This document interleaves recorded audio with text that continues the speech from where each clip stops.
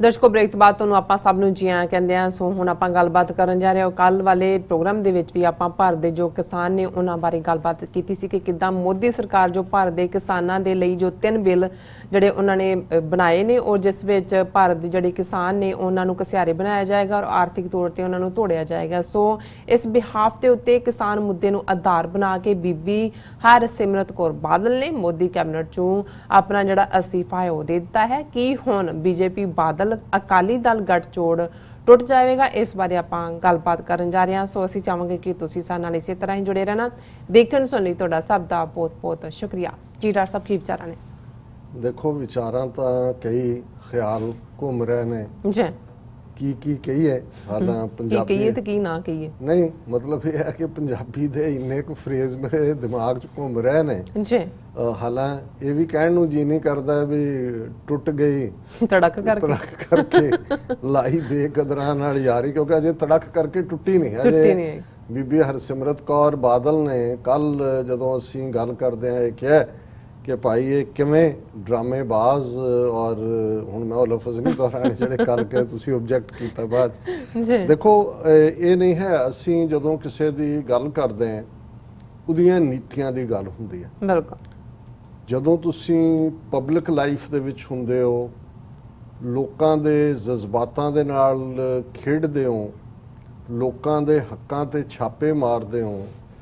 ਲੋਕਾਂ ਦੀ ਕਿਰਤ ਕਮਾਈ ਦੀ ਜਿਹੜੀ ਮਿਹਨਤ ਦੀ ਕਮਾਈ ਹੈ ਉਹਨੂੰ ਲੁੱਟਦੇ ਹੋ, ਆਪਣੀ ਕੌਮ ਨਾਲ ਦਗਾ ਕਰਦੇ ਹੋ, ਤੇ ਫਿਰ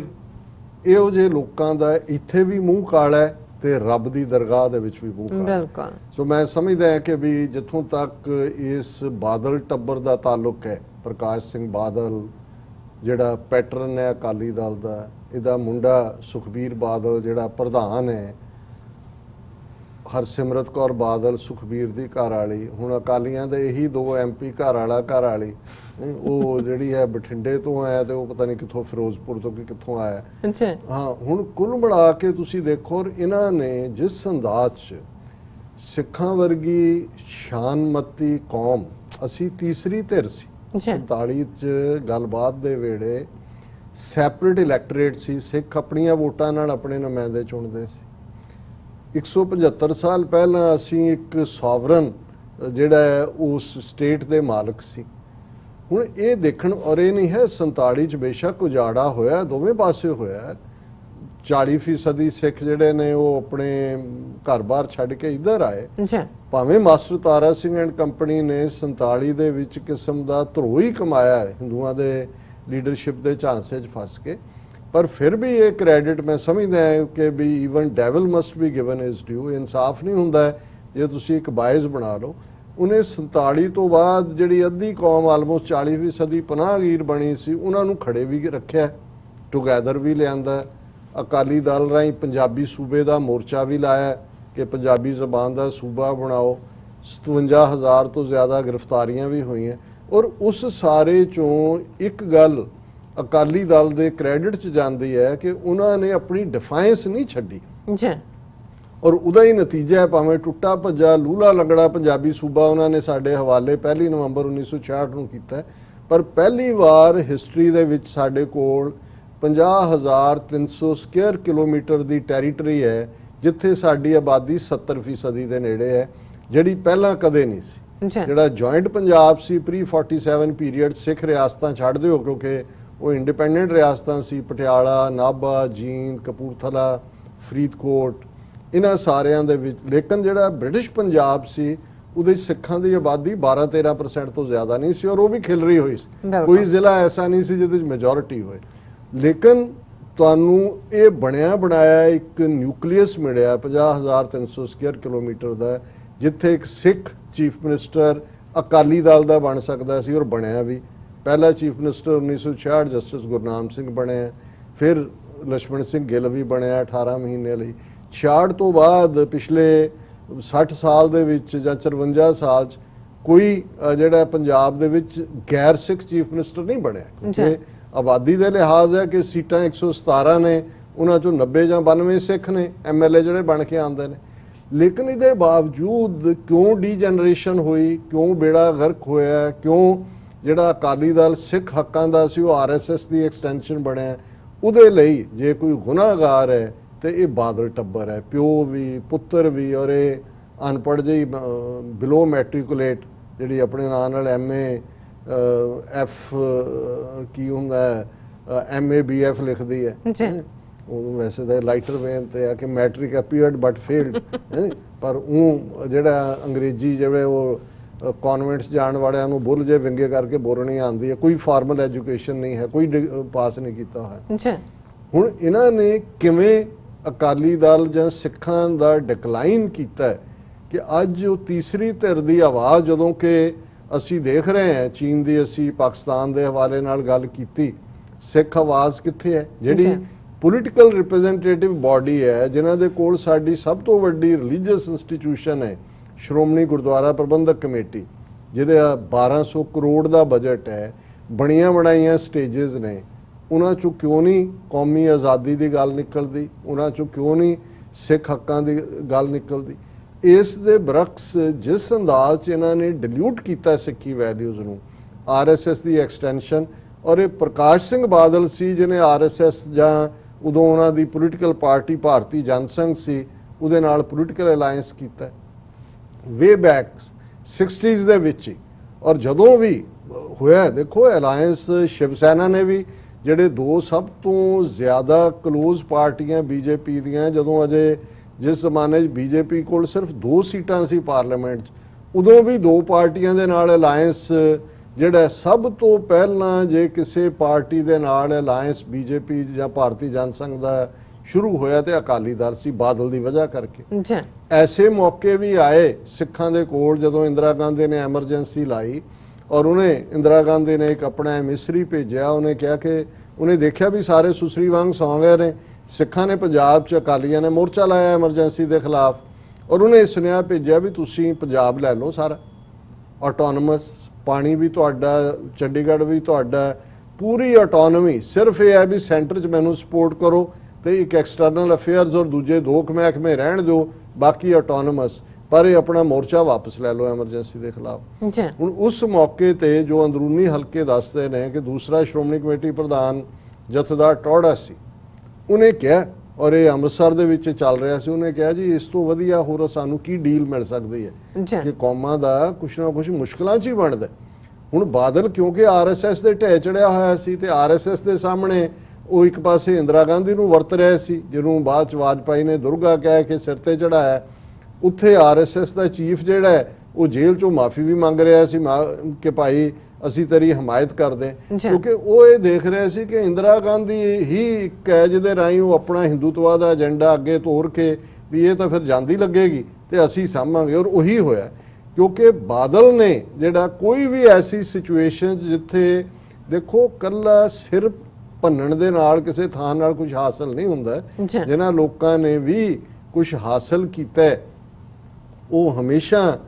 ਜਿਹੜਾ ਉਹ ਡਾਇਲੌਗ ਵੀ ਓਪਨ ਰੱਖਦੇ ਨੇ, ਔਰ ਉਹ ਦੇਖਦੇ ਨੇ ਕਿ ਕਿਹੜੀ ਸਿਚੁਏਸ਼ਨ 'ਚ, ਜਦੋਂ ਅਸੀਂ ਹੁਣ ਗੁਰੂ ਸਾਹਿਬ ਦਾ ਇਹ ਕੋਟ ਕਰਦੇ ਹਾਂ ਕਿ ਕਉ ਕਿਸੇ ਕੋ ਰਾਜ ਨਾ ਦੇ ਹੈ ਜੋ ਲੈ ਹੈ ਨਿਜ ਬਲ ਜ਼ਰੂਰੀ ਨਹੀਂ ਹੁੰਦਾ ਕਿ ਵੀ ਤੁਸੀਂ ਮਾਈਟ ਆਫ ਆਰਮਸ ਨਾਲ ਹੀ ਲੈਣਾ ਹੁੰਦਾ। ਮਾਈਟ ਆਫ ਆਰਮਸ ਇੱਕ ਖੌਫ ਪੈਦਾ ਕਰ, ਫਿਰ ਉਹ 'ਚੋਂ ਡੀਲ ਨਿਕਲਦੀ ਹੈ। ਸਿੱਖ ਫੋਰਸ ਨੂੰ ਸਮਝ ਲਿਆ ਸੀ ਇੰਦਰਾ ਗਾਂਧੀ ਨੇ ਐਮਰਜੈਂਸੀ ਦੇ ਲਈ ਵੀ ਇਹੀ ਖਲੋਤੇ ਨੇ, ਔਰ ਉਹਨਾਂ ਨੂੰ ਉਹਨੇ ਡੀਲ ਆਫਰ ਕਰ ਦਿੱਤੀ। ਹੁਣ ਉਹ ਟਾਈਮ, ਔਰ ਪੰਜਾਬ ਦੇ ਉੱਤੇ ਕੋਈ ਡਾਇਰੈਕਟ ਐਮਰਜੈਂਸੀ ਦਾ ਅਸਰ ਵੀ ਨਹੀਂ ਸੀ, ਲੇਕਿਨ ਇਹ ਕਿਉਂਕਿ RSS ਦੇ ਢਹਿ ਚੜਿਆ ਸੀ, ਉਹਨਾਂ ਨੇ ਕਿਹਾ ਜੀ ਨਹੀਂ, ਇਹਨੇ ਕਿਹਾ ਜੀ ਨਹੀਂ ਕਰਕੇ ਅਸੀਂ ਤਾਂ ਜੀ ਅਰਦਾਸ ਕੀਤੀ ਹੈ, ਔਰ ਫਿਰ ਜਿਹੜੀ ਸਰਕਾਰ ਬਣੀ ਬਾਅਦ 'ਚ ਐਮਰਜੈਂਸੀ ਟੁੱਟੀ, ਉਹਨਾਂ 'ਚ ਕਿਵੇਂ ਇਹਨਾਂ ਨੂੰ ਰੋਲਿਆ, ਕਿਵੇਂ ਉਹਨਾਂ ਨੇ ਨਿਰੰਕਾਰੀ ਖੜੇ ਕੀਤੇ, ਕਿਵੇਂ 78 ਦੇ ਵਿੱਚ ਸਿੱਖਾਂ ਦਾ ਕਤਲੇਆਮ ਸ਼ੁਰੂ ਹੁੰਦਾ 78 ਤੋਂ 84, ਪਰ ਇਹ ਬਾਦਲ ਕੰਸਿਸਟੈਂਟਲੀ ਇਹਨਾਂ ਦੇ ਖੈਮੇ 'ਚ ਹੀ ਨਹੀਂ ਰਿਹਾ, ਸਗੋਂ ਇਹਨੂੰ ਜਸਟੀਫਾਈ ਕਰਦਾ ਰਿਹਾ ਕਿ ਸਾਡਾ BJP ਨਾਲ ਪਤੀ ਪਤਨੀ ਦਾ ਰਿਸ਼ਤਾ ਹੈ ਜਿਹਦੇ 'ਚ ਤਲਾਕ ਨਾਂ ਦੀ ਕੋਈ ਚੀਜ਼ ਨਹੀਂ ਹੈ। ਹੁਣ ਵੀ ਬੇਸ਼ੱਕ ਇਸ ਵੇਲੇ ਕਿਉਂਕਿ ਫਾਰਮਰਸ ਦੀ ਜਿਹੜੀ ਹੈ ਐਜੀਟੇਸ਼ਨ ਪੰਜਾਬ 'ਚ ਇਸ ਲੈਵਲ ਤੇ ਪਹੁੰਚੀ ਹੋਈ ਹੈ ਕਿ ਉਹਨਾਂ ਨੇ, ਦਰਸ਼ਕ ਦੇਖ ਸਕਦੇ ਨੇ ਸਕਰੀਨ ਤੇ, ਪੁਲ ਬੰਦ ਕੀਤੇ ਹੋਏ ਨੇ, ਸੜਕਾਂ ਬੰਦ ਨੇ, ਰੁਕਾਵਟਾਂ ਦੇ ਬਾਵਜੂਦ ਹਜ਼ਾਰਾਂ ਕਿਸਾਨ ਜਾ ਕੇ ਬਾਦਲ ਦੇ ਘਰ ਦੇ ਮੂਹਰੇ ਬੈਠੇ ਹੋਏ ਨੇ, ਔਰ ਪੰਜਾਬ 'ਚ ਹਾਲਾਤ ਇਹ ਨੇ ਕਿ ਇਹ ਵੜ ਨਹੀਂ ਸਕਦੇ ਕਿਤੇ ਵੀ। ਔਰ ਇਸ ਦੇ ਥੱਲੇ ਹੁਣ ਇਹੀ ਦੋਨੋਂ ਹਸਬੈਂਡ ਵਾਈਫ ਸੁਖਬੀਰ ਬਾਦਲ ਔਰ ਹਰਸਿਮਰਤ ਬਾਦਲ 2 ਹਫ਼ਤੇ ਪਹਿਲਾਂ ਦਾ ਸਪੋਰਟ ਕਰ ਰਹੇ ਸੀ ਜਿਹੜੇ 3 ਆਰਡੀਨੈਂਸ ਅਗੇਂਸਟ ਫਾਰਮਰਸ ਲਿਆਂਦੇ ਨੇ ਮੋਦੀ ਨੇ ਔਰ ਪਾਸ ਕਰਤੇ ਨੇ ਉਹਨਾਂ ਨੇ। ਹੁਣ ਉਹਨਾਂ ਨੂੰ ਲੱਗਾ ਕਿ ਬਈ ਇਹ ਤਾਂ ਕਿਉਂਕਿ ਚੈਲੰਜ ਵੀ ਹੋਏ ਇਹਨਾਂ ਦੇ ਵੇਲੇ ਗੁਰੂ ਗ੍ਰੰਥ ਸਾਹਿਬ ਦੀ ਬੇਅਦਬੀ ਦੀਆਂ ਘਟਨਾਵਾਂ ਹੋਈਆਂ ਬਾਦਲਾਂ ਦੇ, ਔਰ ਇਸ ਵੇਲੇ ਵੀ ਜਦੋਂ ਅਸੀਂ ਗੱਲਬਾਤ ਕਰ ਰਹੇ ਹਾਂ ਗੁਰੂ ਗ੍ਰੰਥ ਸਾਹਿਬ ਦੇ ਸਰੂਪਾਂ ਦੇ ਮੁੱਦੇ ਦੇ ਉੱਤੇ ਸ਼੍ਰੋਮਣੀ ਕਮੇਟੀ ਦੀ ਟਾਸਕ ਫੋਰਸ ਨੇ ਕੀ ਗੁੰਡਾਗਰਦੀ ਕੀਤੀ, ਕਿਵੇਂ ਜਥੇਬੰਦੀਆਂ ਦਾ ਇਕੱਠ ਹੈ, ਪ੍ਰੋਟੈਸਟ ਹੈ, ਰੋਹ ਹੈ, ਔਰ ਇਹ ਸਾਰਾ ਚੱਲ ਰਿਹਾ। ਹੁਣ ਰਿਲੀਜੀਅਸ ਫਰੰਟ ਤੇ ਵਿਦਨ ਸ਼੍ਰੋਮਣੀ ਕਮੇਟੀ ਚੈਲੰਜ ਹੋਏ ਨੇ, ਪੋਲੀਟੀਕਲੀ ਕਿਸਾਨ ਇੱਕ ਵੱਡੀ ਫੋਰਸ ਹੈ, ਉਹਨਾਂ ਨੂੰ ਲੱਗਾ ਵੀ ਇਹ ਤਾਂ ਲੱਤਾਂ ਤੋੜ ਦੇਣਗੇ ਸਾਡੀਆਂ। ਇਸ ਸਾਰੇ ਚੋਂ 2 ਹਫ਼ਤੇ ਪਹਿਲਾਂ ਤੱਕ ਜਿਹੜੇ ਗੁਣ ਗਾ ਰਹੇ ਸੀ ਕਿ ਜੀ ਇਹ ਬਹੁਤ ਫਾਇਦੇ ਦੇ ਨੇ, ਔਰ ਉਹਦੇ ਥੱਲੇ ਉਹਨੇ ਹਰਸਿਮਰਤ ਕੌਰ ਪਹਿਲਾਂ ਸੁਖਬੀਰ ਬਾਦਲ ਨੇ ਇੱਕ ਦਿਨ ਪਹਿਲਾਂ ਤਕਰੀਰ ਕੀਤੀ ਕਿ ਜੀ ਅਸੀਂ ਬਥੇਰਾ ਕਿਹਾ ਇਹ ਵਾਪਸ ਲੈ ਲੈ ਸਰਕਾਰ, ਇਹ ਉਹ ਡਰਾਮੇਬਾਜ਼ੀ। ਫਿਰ ਹਰਸਿਮਰਤ ਕੌਰ ਬਾਦਲ ਅਗਲੇ ਦਿਨ ਆਪਣੇ ਪਰਸ ਦੇ ਵਿੱਚ ਹੀ ਅਸਤੀਫਾ ਲੈ ਕੇ ਆਈ, ਦੇ ਕੇ ਫਿਰ ਉਹਨੇ ਕਿਹਾ ਜੀ ਮੈਂ ਸਾਡੀ ਪਾਰਟੀ ਅਕਾਲੀ ਦਲ ਹਰ ਕਿਸਾਨ ਅਕਾਲੀ ਹੈ ਔਰ ਹਰ ਅਕਾਲੀ ਕਿਸਾਨ ਹੈ, ਔਰ ਇਹ ਸਾਡੀ ਰੀੜ੍ਹ ਦੀ ਹੱਡੀ ਹੈ, ਮੈਂ ਕਿੱਦਾਂ ਦੇਖ ਸਕਦੀ ਹਾਂ ਮੇਰੇ ਪਿਓ ਮੇਰੇ ਭਰਾ ਮੇਰੇ ਫਲਾਣੇ ਉਹਨਾਂ ਨੂੰ ਕੁੱਟ ਪੈ ਰਹੀ ਹੈ ਔਰ ਅਸੀਂ ਉਹਨਾਂ ਦੇ ਨਾਲ ਖੜੇ, ਔਰ ਮੈਂ ਅਸਤੀਫਾ ਦਿੰਦੀ ਹਾਂ। ਔਰ ਉਸ ਤੋਂ ਬਾਅਦ ਆਪਣੇ ਘਰ 'ਚ ਵੀ ਕੀਤਾ। ਇੱਥੇ ਇੱਕ ਗੱਲ ਰੁਕ ਗਈ। ਹੁਣ ਇਹ ਅੱਜ ਸਾਰੇ ਪਾਸੇ ਇਹੀ ਹੈ ਜੀ ਕਿ ਬੀਬੀ ਨੇ ਅਸਤੀਫਾ ਦੇ ਦਿੱਤਾ ਹੈ। ਹੁਣ ਜਿਹੜੀ ਡਿਬੇਟ ਦਾ ਦੂਜਾ ਪੱਖ ਹੈ ਕਿ ਚਲੋ ਜਿਹਨੂੰ ਮੈਂ ਦੇਰ ਆਇਤ ਤਾਂ ਨਹੀਂ ਕਹਿੰਦਾ, ਮੈਂ ਇਹ ਕਹਿੰਦਾ ਭਾਈ ਚਲੋ ਕਈ ਵਾਰੀ ਜਦੋਂ ਤੁਹਾਡਾ ਦਬਾਅ ਬਣਦਾ ਹੈ, ਔਰ ਅੱਜ ਹੀ ਮੇਰੀ ਕਿਸੇ ਨਾਲ ਗੱਲ ਹੋ ਰਹੀ ਇੰਗਲੈਂਡ ਤੋਂ, ਸਾਡੇ ਇੱਕ ਐਡਮਾਇਰਰ ਨੇ, ਉਹ ਬੜੇ ਪਿਆਰ ਨਾਲ ਕਾਲ ਕਰਦੇ ਨੇ, ਉਹਨਾਂ ਦੀ ਅੱਜ ਕਾਲ ਆਈ, ਉਹਨਾਂ ਨੇ ਕੱਲ ਦੇ ਪ੍ਰੋਗਰਾਮ ਦੀ ਬਹੁਤ ਤਾਰੀਫ ਕੀਤੀ ਕਿ ਬਈ ਸਵਾਦ ਆ ਗਿਆ ਦੇਖ ਕੇ, ਔਰ ਫਿਰ ਇਹਨਾਂ ਦੀ ਗੱਲ ਕਹਿਣ ਲੱਗੇ ਜੀ ਇਹ ਵੀ ਇਹਨਾਂ ਦੀ ਚਾਲ ਹੈ, ਇਹ ਜਿਹੜੀ ਹੈ ਇਹ ਇਹਨਾਂ ਨੇ, ਮੈਂ ਕਿਹਾ ਜੀ ਇਹ ਅਸੀਂ ਬਹੁਤ ਚੰਗੀ ਤਰ੍ਹਾਂ ਸਮਝਦੇ ਹਾਂ, ਪਰ ਉਹਦੇ 'ਚ ਇਹ ਵੀ ਹੁੰਦਾ ਹੈ ਕਿ ਬਹੁਤ ਵਾਰ ਜਿਹੜੇ ਟ੍ਰੇਟਰ ਨੇ ਇੱਕ ਸਟੇਜ ਆਉਂਦੀ ਹੈ ਕਿ ਜਦੋਂ ਕੌਮ ਦਾ ਦਬਾਅ ਇੰਨਾ ਕੁ ਬਣ ਜਾਂਦਾ ਹੈ ਕਿ ਉਹ ਵੀ ਉਸ ਕਰਾਊਡ ਦੇ ਨਾਲ ਫਿਰ ਰਲ ਜਾਂਦੇ ਨੇ। ਬਿਲਕੁਲ ਉਹਨਾਂ ਤੇ ਇਤਬਾਰ ਤਾਂ ਨਹੀਂ ਕੀਤਾ ਜਾ ਸਕਦਾ, ਪਰ ਇਹ ਸਾਡੀ ਸਟਰੈਂਥ ਦਾ ਪ੍ਰਤੀਕ ਹੈ ਕਿ ਪੰਜਾਬ ਦੇ ਵਿੱਚ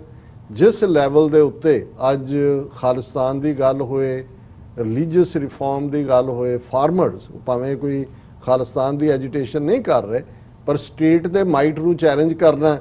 ਜਿੱਥੇ ਬਾਕੀ ਸਾਰਾ ਦੇਸ਼ ਸੁਸਰੀ ਵਾਂਗ ਸੁੱਤਾ ਹੋਏ, ਪੰਜਾਬ ਦੇ ਜਾਂ ਹਰਿਆਣੇ ਦੇ ਜਾਟ ਫਾਰਮਰ ਵੀ ਖਲੋਤੇ ਨੇ। ਔਰ ਇਹ ਵੀ ਵੀਡੀਓ 2-4 ਦਿਨ ਪਹਿਲਾਂ ਸੀ ਕਿ ਜਾਟ ਕਿਸਾਨ ਕਹਿ ਰਹੇ ਨੇ ਖਾਲਿਸਤਾਨ ਜ਼ਰੂਰ ਬਣਨਾ ਚਾਹੀਏ। ਉਹਨਾਂ ਦੇ ਵੀ ਦਿਮਾਗ ਜਿਹੜੀ ਗੱਲ ਵੜ ਜਾਏ ਫਿਰ ਉਹ ਕਹਿੰਦੇ ਜ਼ਰੂਰ ਬਣਨਾ। ਉਹ ਇੰਨੇ ਕੱਕੇ ਹੋਏ ਨੇ ਕਿਉਂਕਿ ਉੱਥੇ ਵੀ ਉਹਨਾਂ ਨੂੰ ਬਾਣੀਆਂ ਟੱਕਰਿਆ ਹੋਇਆ, ਮਨੋਹਰ ਲਾਲ ਖੱਟੜ,